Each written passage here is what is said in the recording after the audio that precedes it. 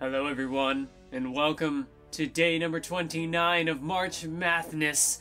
We're trying something different here. I never get to use this thing. I made it in, oh, I might have to take my glasses off for this one actually, because the computer light is reflecting off my face, and it's not doing, unless I want to do like one of those anime things where you can't see my eyes. It kind of works. Anyways, I never get to use this thing. I made it in senior year of high school, but, like, I've never used it since, and for a while I actually forgot that I even had it. So, we're gonna use it for, like, a weird lighting thing today, which I think is fitting for the topic of discussion today. One thing, maybe I could have done this more throughout March Madness, I just hadn't considered it, but through the Steins Gate video, and, mainly just the Steins Gate video, I liked having something that I could just watch or read, sitting down to watch something that I know I'm gonna get a video out of, that I know I'm gonna get some sort of project out of. I liked that concept, and while March Madness is still going on, I wanted to capitalize on that a little bit more. And yeah, first impressions videos, they've been done before, it's nothing new. Most people, I know Kato, when they did their 31 Days of Kato, they did anime impressions, but I figured we'll do things a little differently. I don't get the chance to read a whole lot of manga. I just not something that I go out of my way to usually find. But today, I decided, you know what, I want to read a manga, and I decided to pick one that probably won't be covered on the Nen show, because it's, like, for that, we do shonen action titles. And this series is shonen, it's published in Weekly Shonen Jump, but it's not action, so I don't think we're gonna cover it. Maybe we will, but it'll be like years from now until we can actually get to it, because we still gotta get through Bleach and One Piece, and then we got other plans beyond that. So it'll be forever until we can ever talk about this title. So I'm gonna do first impressions of it. I read the first 10 chapters last night. First impressions of The Promised Neverland. See, if I keep my glasses off, then I can't even see the camera screen. Like, I cannot. It's only like, I'm touching it right now. It's like 2 feet from, like, my eyesight is terrible. I can't even see the expressions I'm making. I'm just a blob of skin. What? So I guess I'm gonna keep the glasses on. We're just gonna keep going like this. But I read the first 10 chapters of The Promised Neverland last night, and I gotta say, I was getting pretty into it. To give you an idea of what my headspace was going into this, I have been reading Bleach for the Nen show, and while I generally enjoy those shonen action titles, I found it a little difficult for me to get into Bleach as we've been reading it. Soul Society has helped a little bit. I've gotten a little more interested in what the story's presenting, but I haven't really gotten, like, it didn't really hook me in the same way that, like, a Naruto or a Hunter x Hunter or other titles like that have gotten me. So then I stumbled across The Promised Neverland. I decided to read it because people had been telling me in the comments, like, oh, you should read The Promised Neverland, you should check this out.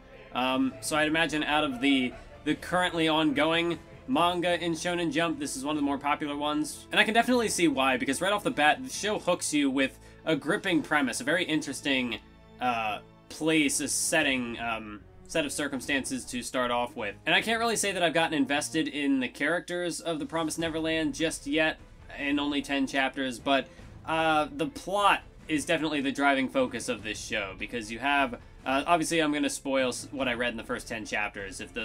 If you consider those to be spoilers and you don't want to be spoiled, I do recommend reading The Promised Neverland. I enjoyed what I read out of the first 10 chapters, but this story definitely feels very plot-focused. When we start off in the opening chapter, we follow these kids, this group of kids in an orphanage. The main three who appear in these first couple of chapters who get focused on, we have Emma, the protagonist, we have Norman, Emma's best friend, and then we have Ray, who is also friends with them, but he's more aloof. He's more of like a, he's got more of like a Sasuke sort of presence where he's just kind of like standoffish a bit, more, I don't want to say arrogant, but maybe more confrontational, if that's the word. But obviously the defining traits between them is that Emma, she is, well, they all are very smart. They all get perfect scores on these like graded exam quiz things that they have to take. So they're all like the most intelligent in that orphanage. Emma is she's the most athletic, like she's got the most endurance, the most stamina. Then you have Norman, who is, I mean, the thing with Emma is that she's the least strategic of the three. All three of them get perfect scores on the quizzes, so they're all very book smart. But the difference between Emma and the other two, Ray and Norman, is that Emma isn't as good at applying that. So I'd say, like, she's more book smart, whereas Norman and Ray are more practical. They're better at strategizing. They're better at applying their knowledge to different scenarios, whereas Emma falls a little behind in that category. And those are their main real defining character traits up to this point. We also see that Norman is, you know, he really wants to help Emma. He wants to protect her. But with the way that he's framed in some of these shots, you can tell that there's going to be something more to that. He's got some pretty sinister faces when they frame him in some of these shots, so perhaps that desire to protect Emma could end up being his undoing, because he even says something in one of the chapters like he'd be willing to stake his life on protecting her.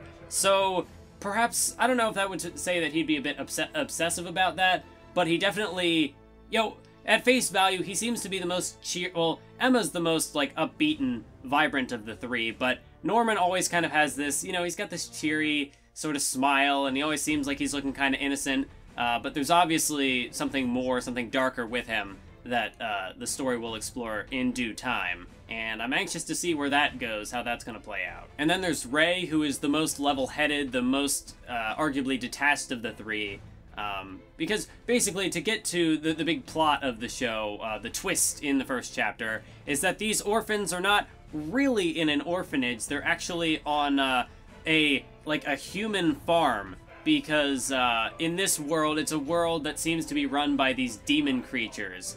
And so what happens is, after a character reaches a certain age, the age group is between like 6 and 12, so because that's, you know, when the brain reaches a certain level of maturity, or whatever the description was.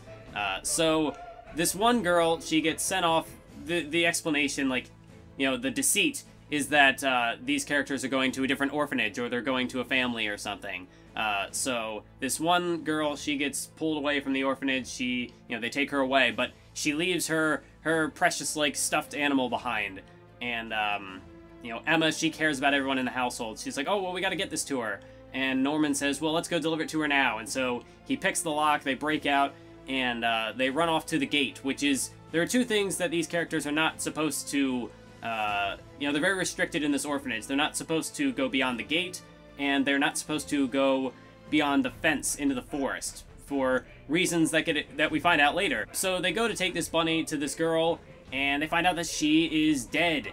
And this is where the big twist happens. You find out about these demon people, and basically these demons consume humans. They consume, really, it's like the human brain is the big, I guess, valuable meat, or the goods that they refer to it as. And so Norman and Emma discover this secret, they get away, they run back to the orphanage, and the rest of the plot at this point in the show is that they have to escape this orphanage. They have to get out of there so that they don't be, you know, that they don't become food for these demons, because obviously then they die, and that's it, story over. And this is where one of the main conflicts of the show comes in, because when these two characters find out about this, you have Norman, who says he's afraid of dying himself, whereas Emma is afraid of her family dying. So one of the big points of conflict in the show is, the story, I'm so used to talking about anime, this is a manga.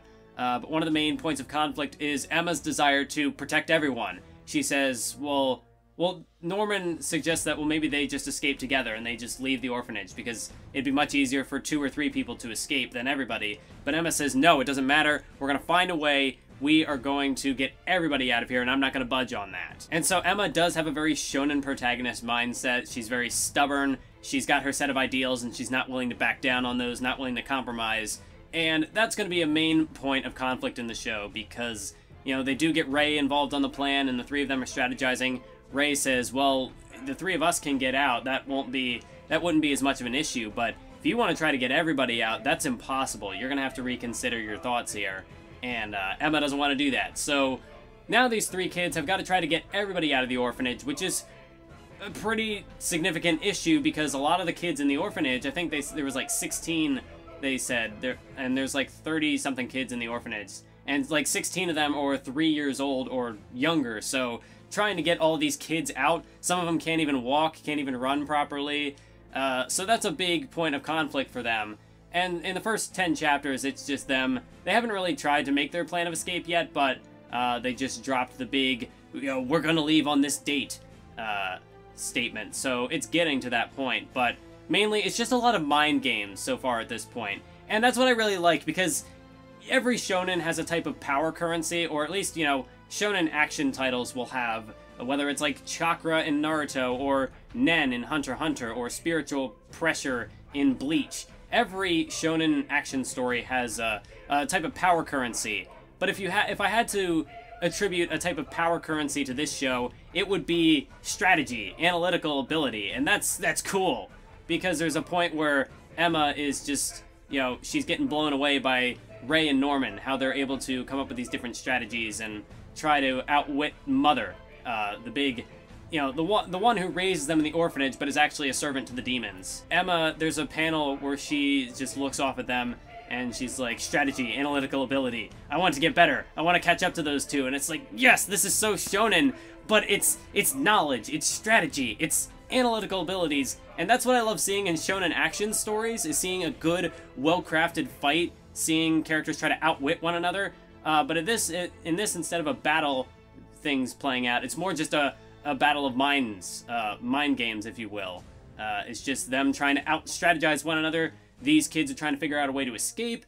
Mother, she is not she could just ship them away, but I guess the whole conflict is that it's like, the quality of the meat, the quality of the brain that the demons want, it's better for them. Like, I guess the brain is tastier, or more of a delicacy, the smarter the person is. So Mother, she could ship them out now and be rid of the problem, but she's testing them. She wants them to get smarter, so that way, it'll be, the demons will be more pleased with her, with the goods that she provides. And so these kids are definitely given an opportunity to escape. How they'll actually manage to attempt to break out, or if they'll fail, I'm certainly interested to see what how the conflict in this story plays out, because we have had details set up that, this is a world of demons, and it's been 30 years have passed since, the last novel was published. So there's the potential that there is more human civilization out there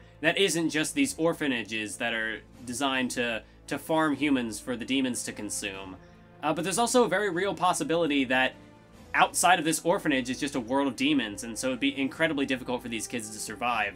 So the story's not just confined to the orphanage, which initially getting into the story I was kind of concerned about, or not concerned, but curious as to how the story would progress from there. But it's been set up that, depending on how the orphanage story plays out, then there's a conflict beyond that, where they're going to have to try to set up their own sort of human civilization, or maybe they'll find other humans out there in the world who are living on their own, and they will, have to cooperate with them and figure out how to get things to work. And, just having all these young kids to drag along with them, there's a lot of room for conflict there, and I'm very interested to see how the characters sort of deal with this. Emma's stubbornness is certainly going to make their adventure a lot more difficult to pull off, and I'm curious to see how and when that's going to blow up in her face, how that's going to backfire on her, because she wants to save everybody, but it is incredibly unlikely that they can get all these kids out of there. And I'm very curious to see how these character conflicts are going to play out, because as I said earlier, you've got the stuff with Norman. It seems like there's a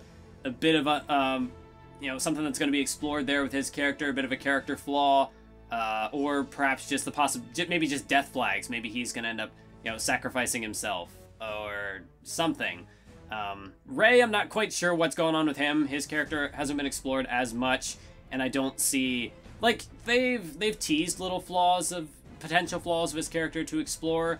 There's this one game of tag, of all things in a shonen story, it's just a little game of tag with these kids, but it's turning into a real strategic battle. And the second Mother maid character is introduced to sort of watch over the kids, and she's not nearly as witty as Mother, so she's kind of just playing into their hands, but also she gives the kids an opportunity to potentially use this other character that gets introduced to try to gain an upper hand over Mother.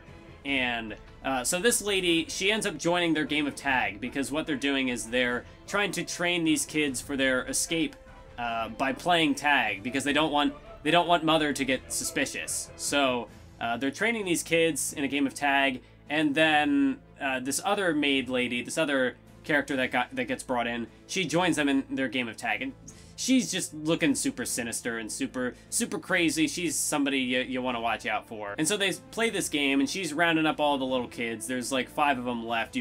Obviously you've got Norman and Ray, who are off, doing their thing, trying to avoid her. And then she's hunting down Emma, who is, the most athletic, but Emma grabs these 2 kids. And so you have little conflicts that, like, yes, Emma gets caught by this woman because, she was trying to carry 2 other kids. She's trying to be, like, self-sacrificing and try to save everybody, but it ends up blowing up in her face this time because she gets caught. But, like, the stakes are significantly lower because they're just they're feeling things out with these characters. Basically, the purpose of this game of tag is to sort of test their potential to escape. And so because she gets caught here, she can sort of try to figure out a new solution to, for the real escape plan. It's like training her for that. So like if she has to carry more people or however, or, if that's not going to work, she's going to have to try something else, figure out a new approach to this. But there were other moments, like the kids sneak up behind her and they figure out that, okay, yes, we can sneak up behind this lady. Are we going to be able to do that to Mother? We'll have to find out. But there's a possibility that they might have to kill the 2 adults that are there to escape. But if they do that, then there's a possibility the demons will find out because they've got tracking devices. There's a lot of things to consider, a lot of potential pitfalls these characters could stumble into. I just really like it. I like all the different things you have to consider. My investment in this narrative is a little limited because, as I've said, the characters still have to do a bit more to really get me invested in them as characters. At the moment, they're not super memorable. And as I've said, the plot is mainly the driving force of this show. And I tend to prefer character-driven stories, but this one has been pretty good so far. I don't know how, like, depending on how long this one wants to run, I don't know how much material they're going to be able to get out of this premise, because they have introduced this massive world that could be potentially explored, and they have set up at least a couple of interesting conflicts, but I don't know how long I would see this one going on for. It is up to like 80 chapters as of now, because even just thinking like with the orphanage, I don't know how much mileage they're going to be able to get out of that. If I had to hazard a guess, I don't know if they're going to escape on their first attempt. Because I just feel like there's a little bit more they could get out of this orphanage story, and also with the conflict with Mother, it seems unlikely that, just that they would escape and that would just be it for her.